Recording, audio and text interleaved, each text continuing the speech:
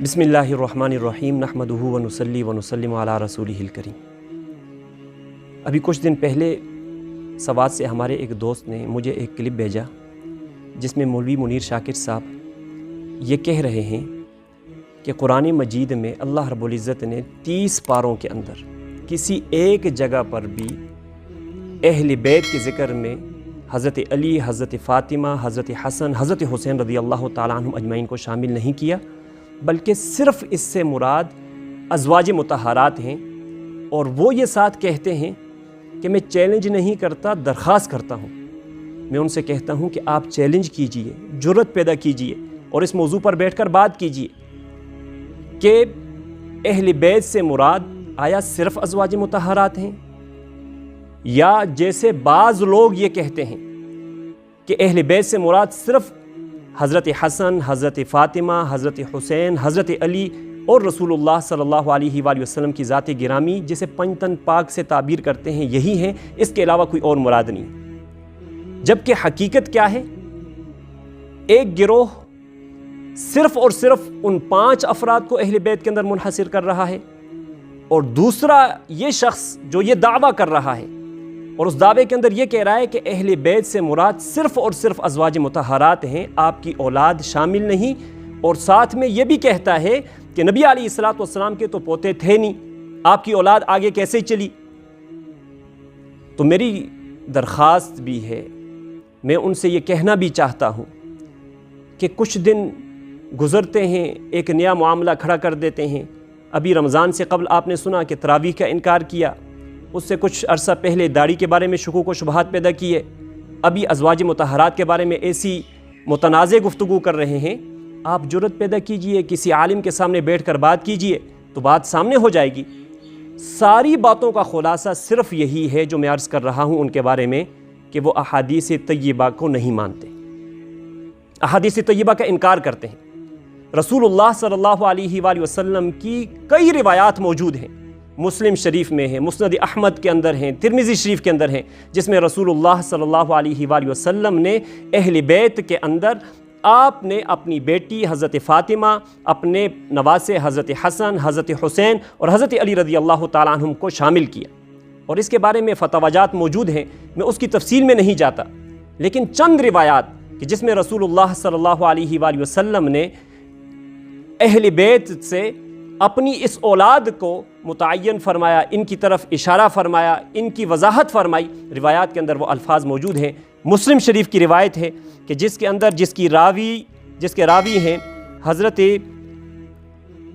عمر بن ابی سلمہ،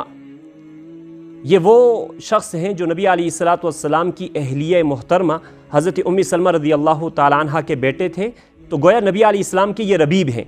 نبی علیہ الصلوۃ والسلام کی پرورش میں آئے۔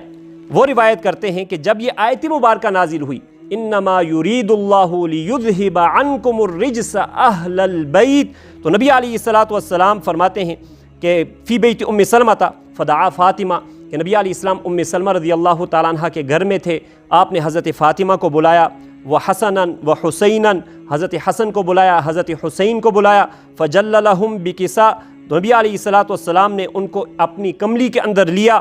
اور وعلی خلف ظہرہ، اور حضرت علی رضی اللہ تعالیٰ عنہ نبی علیہ الصلوۃ والسلام کی پشت کی طرف کھڑے ہوئے تھے، فجل لہ، نبی علیہ الصلوۃ والسلام نے ان کو بھی اپنی کملی کے اندر لیا، اور پھر آگے یہ الفاظ ہیں ثم قال اللہم ہؤلاء اہل بیتی، اے اللہ یہ میرے گھر والے۔ اب صحیح حدیث کے اندر نبی علیہ الصلوۃ والسلام اس آیت کے ضمن میں حضرت حسن کو، حضرت فاطمہ کو، حضرت حسین کو، حضرت علی کو رضی اللہ تعالیٰ عنہم کو اہل بیت میں شامل فرما رہے ہیں، اور یہ صاحب یہ کہہ رہے ہیں کہ یہ اہل بیت میں شامل نہیں۔ قرآن مجید کو اگر صرف آپ سمجھنا چاہیں، ایک فرقہ اٹھا تھا جو منکرین حدیث کا تھا، جنہوں نے حدیث پاک کا انکار کیا تھا، اور وہ یہ کہتے تھے کہ ہم صرف قرآن کو مانتے ہیں اور قرآن کی ہی بات کو تسلیم کریں گے۔ وہ منکرین حدیث کا فتنہ اللہ کا شکر ہے الحمدللہ دبا، ختم ہوا، علماء کرام نے اس کے خلاف کام کیا۔ اب یہ ایک نیا فرقہ اٹھ رہا ہے، نئے لوگ اٹھ رہے ہیں، اور جو احادیث طیبہ کے بارے میں لوگوں کے ذہنوں میں شکوک و شبہات پیدا کر رہے ہیں، اس قسم کی روایات کو وہ نہیں مانتے یا اس قسم کی روایات کا انکار کرتے ہیں۔ اسی طرح حضرت زید بن ارقم رضی اللہ تعالیٰ عنہ کی وہ روایت تفصیلی روایت ہے جو غدیر خم کے موقع پر نبی علیہ الصلوۃ والسلام نے تفاصیل بیان فرمائی تھی۔ اس موقع کے اوپر حضرت زید بن ارقم رضی اللہ تعالیٰ عنہ سے ایک صحابی نے پوچھا تھا جب انہوں نے فضیلت بیان کی، اللہم ہؤلاء اہل بیتی، یا اللہ میرے گھر والے ہیں، اذکرکم اللہ فی اہل بیتی، تمہیں میں اپنے گھر والوں کے بارے میں اللہ سے ڈرا رہا ہوں، اللہ سے ڈراتا ہوں، تو وہاں پر حضرت حسین سواد کے ساتھ انہوں نے سوال کیا تھا کہ اہل بیت سے کون مراد ہے؟ نبی علیہ الصلوۃ والسلام کی ازواج مطہرات اہل بیت میں شامل نہیں ہیں؟ تو انہوں نے فرمایا تھا کہ اہل بیت میں سے مراد وہ لوگ ہیں کہ جن کے اوپر صدقہ حرام ہے، اور پھر آگے اس کی وضاحت بھی فرمائی تھی کہ وَهُمْ آلُ عَلِيٍّ وَآلُ عَقِيلٍ وَآلُ جعفر وَآلُ عباس، یہ لوگ ہیں کہ جن کی اولاد کو اہل بیت کہا رسول اللہ صلی اللہ علیہ وآلہ وسلم نے۔ اسی طرح اور بھی روایتیں، حضرت عائشہ رضی اللہ تعالیٰ عنہ کی روایت اس بارے میں موجود ہے، مختلف قسم کی روایتیں پائی جاتی ہیں جس میں رسول اللہ صلی اللہ علیہ وآلہ وسلم نے اہل بیت میں اپنی اس اولاد کو شامل فرمایا۔ اب یہاں یہ بات بھی سمجھ لیجئے، جیسے شیخ عبدالحق محدث دہلوی رحمۃ اللہ تعالیٰ علیہ نے لکھا ہے کہ اہل بیت کی 3 قسمیں ہیں۔ پہلی قسم ہے اہل بیت سکنہ، اس سے مراد ازواج مطہرات رضی اللہ تعالی عنہن اجمعین ہے۔ دوسری قسم ہے اہل بیت ولادت، اور تیسری قسم ہے اہل بیت نسب۔ تو تینوں کو اہل بیت میں شامل کیا ہے۔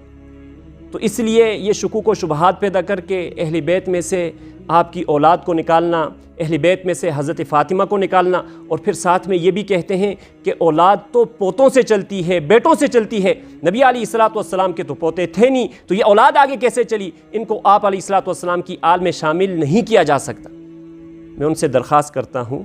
کہ قرآن مجید پڑھیے۔ حضرت عیسیٰ علیہ السلام کو اللہ رب العزت نے ان کا جب ذکر فرمایا تو بنی اسرائیل کے انبیاء میں ان کا ذکر فرمایا۔ پوچھنا چاہوں گا کہ ان کے والد کون تھے؟ اگر والد ان کے، اور یقینی طور پر ہے کہ اللہ رب العزت نے ان کو اپنے امر کن سے پیدا فرمایا، تو اب ان کا جو نسب چلا وہ والدہ سے چلا، یہ حضرت عیسیٰ علیہ السلام کا معجزہ ہے۔ اسی طرح رسول اللہ صلی اللہ علیہ وآلہ وسلم کے نسب کو اللہ نے حضرت فاطمہ رضی اللہ تعالیٰ عنہ کے ذریعے سے آگے چلایا۔ یہ اس امت کا شرف ہے، حضرت فاطمہ کا شرف ہے، اور نبی علیہ الصلوۃ والسلام کا معجزہ ہے۔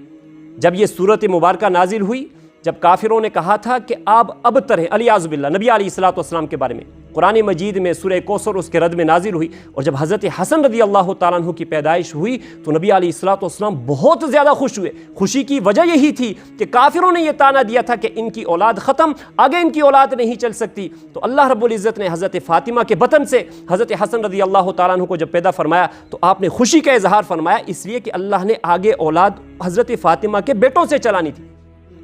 آج دنیا بھر میں حضرت فاطمہ رضی اللہ تعالیٰ عنہ کی اولاد سے، حضرت حسن رضی اللہ تعالیٰ عنہ کی اولاد سے، حضرت حسین رضی اللہ تعالیٰ عنہ کی اولاد سے نبی علیہ الصلوۃ والسلام کے سلسلے کو اللہ نے باقی رکھا۔ اور آج دنیا کے جس خطے میں آپ چلے جائیں، یہ بھی ایک نبی علیہ السلام کا معجزہ۔ یہ الگ موضوع ہے کہ سوال کیا جاتا ہے کہ نبی علیہ الصلوۃ والسلام کی اولاد تو مدینہ منورہ میں کم ہے، دنیا بھر میں چلے جائیں تو جہاں جہاں آپ کو سید ملتے ہیں۔ مجھے اس دن ایک صاحب نے کہا، تو میں نے ان سے کہا کہ آپ کی قوم کون سی ہے؟ انہوں نے بتلایا فلاں قوم ہے۔ تو میں نے ان سے پوچھا کہ آپ کی قوم کے اتنے افراد کہاں سے آ گئے؟ آپ کراچی چلے جائیں تو آپ کی قوم کے افراد ملتے ہیں، آپ دنیا کے کسی اور ملک میں چلے جائیں تو آپ کی قوم کے افراد وہاں بھی ملیں گے۔ تو یہ نبی علیہ الصلوۃ والسلام کی اولاد کے بارے میں کیوں شکوک و شبہات پیدا کرتے ہیں؟ اور پھر سوال یہ ہے کہ مدینہ میں کیوں نہیں رہے؟ تو اس کے بارے میں بڑے بھائی مفتی اظہر صاحب دامت برکاتہم کا کلپ موجود ہے کہ مدینہ منورہ میں نبی علیہ الصلوۃ والسلام کی اولاد کیوں نہیں رہی اور آگے کیوں دوسرے شہروں میں منتقل ہوئی اور دنیا بھر کے۔ اور یہ بات بھی غلط ہے کہ مدینہ منورہ میں نہیں، میں اس سال گیا، مجھے وہاں پر مدینہ منورہ میں الحمدللہ نبی علیہ الصلوۃ والسلام کی اولاد سے افراد ملے، اور بھی مختلف ملکوں کے اندر ہجرتیں کرتے رہے، جیسے کہ حضرت حسین رضی اللہ تعالیٰ عنہ نے ہجرت کی، کربلا پہنچے، وہاں آپ کا خاندان شہید ہوا، اور پھر کوفہ کے اندر حضرت علی رضی اللہ تعالیٰ عنہ آباد رہے، وہیں سے آپ کی اولاد چلی، اور دنیا کے مختلف خطوں کے اندر آج الحمدللہ ان کی اولاد موجود ہے۔ میں عام دم برسر مطلب میں دوبارہ ان سے یہ کہنا چاہوں گا کہ آپ درخواست مت کیجئے، آپ ہمت کیجئے، یا تو صاف لفظوں میں کہیں کہ میں حدیث کو نہیں مانتا، پھر تو بات ہی ختم، پھر موضوع یہ ہوگا کہ حدیث پاک پر گفتگو کی جائے۔ اور اگر آپ حدیث پاک کو مانتے ہیں تو میں صحیح احادیث سے، کسی ضعیف روایت کی بات نہیں کر رہا، کسی موضوع روایت کی بات نہیں کر رہا، صحیح روایات سے انشاءاللہ یہ ثابت کریں گے۔ ہمارے پاس ایسی بہت ساری روایات ہیں، مسلم شریف کی روایات ہیں، مسند احمد کی ہیں، ترمذی شریف کی ہیں، اور بھی بہت ساری روایات ہیں، بخاری شریف کی روایات ہیں، جن میں رسول اللہ صلی اللہ علیہ وآلہ وسلم نے اپنی اولاد میں حضرت حسن کو، حضرت حسین کو، حضرت فاطمہ کو، حضرت علی کو اہل بیت میں شامل فرمایا ہے، اور اس کے بارے میں صحیح روایات موجود ہیں۔ تو اس لیے ان لوگوں کی طرح نظریہ بھی نہیں بنانا چاہیے جو یہ کہتے ہیں کہ اہل بیت سے صرف یہ 5 مراد ہیں، باقی مراد نہیں، ازواج مطہرات کو شامل نہیں کرتے۔ اور ان لوگوں کی طرح نظریہ بھی نہیں بنانا چاہیے جو یہ کہتے ہیں کہ صرف ازواج مطہرات ہی اہل بیت میں شامل ہیں، آپ کی اولاد شامل نہیں۔ دونوں افراط و تفریط کا شکار ہیں۔ ہر بار یہ بات عرض کرتا ہوں کہ ہمیں اعتدال سکھلایا گیا ہے، ہمارا مذہب اعتدال والا ہے، ہمارا دین اعتدال والا ہے، تو لہٰذا ہم اعتدال کو لیں گے۔ ہم یہ کہتے ہیں